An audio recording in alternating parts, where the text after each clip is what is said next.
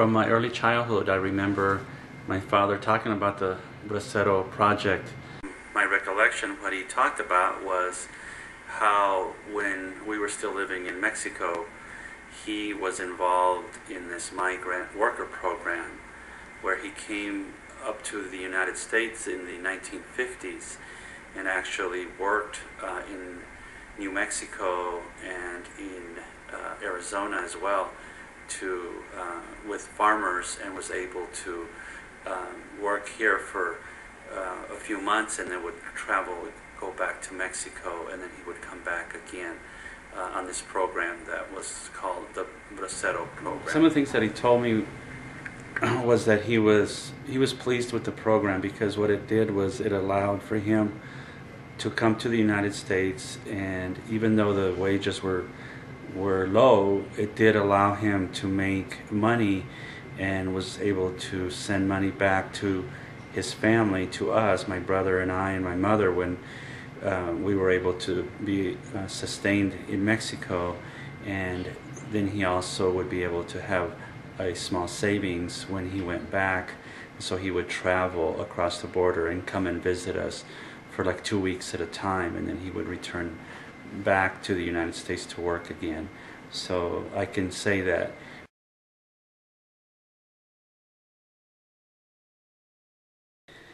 it certainly was a hardship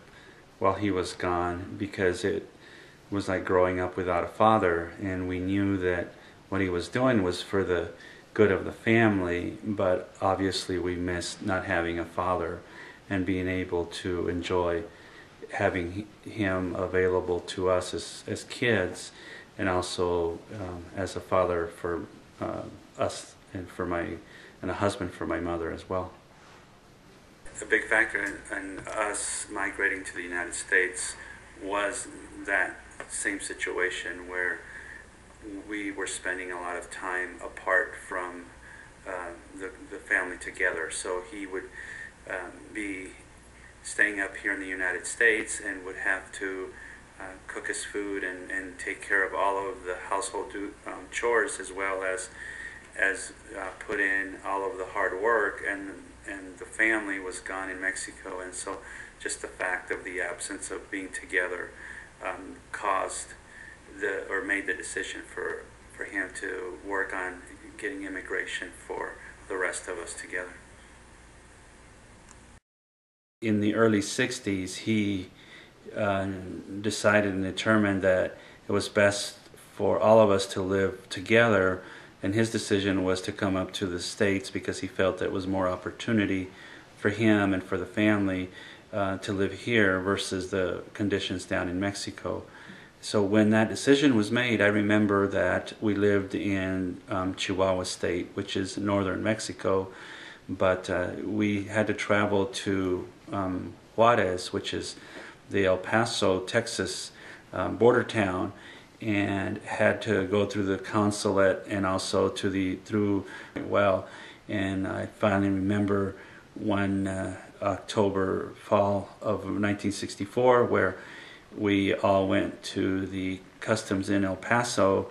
and we sat there for almost half a day waiting for our turn, and they actually gave us the documents, and what Juarez, which is the El Paso, Texas border town, and had to go through the consulate and also through the American customs, and he had to gather a lot of paperwork, a lot of references from employers here in the United States, support letters, a lot of documentation of Mexican citizenship. And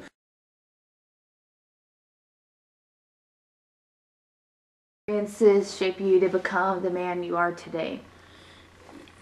I learned a lot from both of my parents growing up, and part of the biggest thing that stayed with me was you always work hard, and you give it your best no matter in what circumstance or what specific job that you have. So that is where a strong work ethic was an example to me by both my mother and my father, and that's the example that I've tried to pattern and to model for my family and my girls that I have. The other thing that I did learn and was told to me by both of my parents was that to get an education, and even though they did not have any formal education at all, they knew that the key and the success for us to have was to both of their sons receive a good education, even though they could easily have pulled us out of school. And the life that I've been able to offer to my girls has been a dramatic difference than from what I grew up, and I attest that to a lot of what I learned as I was young,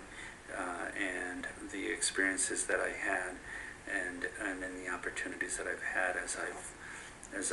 I grew up and now as an adult. So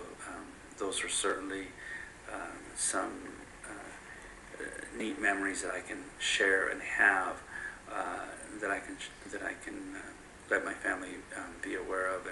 and hopefully they will pass on that legacy to their kids as well.